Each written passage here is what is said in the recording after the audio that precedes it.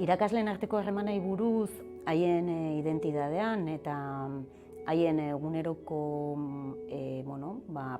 praktiketan eta dituzten kezka eta dilematan murgiltzeko argi izan genuen hasiera-hasieratik irakasleekin soilik egin genezakela lan hau. Sarri gainera askotan pedagogiaz eta hitz egiten danean protagonistak kontutan hartu gabe egiten dalako, eta zentzu honetan hasiera-hasieratik argi izan dugu nolabait irakasleak haien ahots propioz eta haien esperientziekin izan behar zutela protagonista.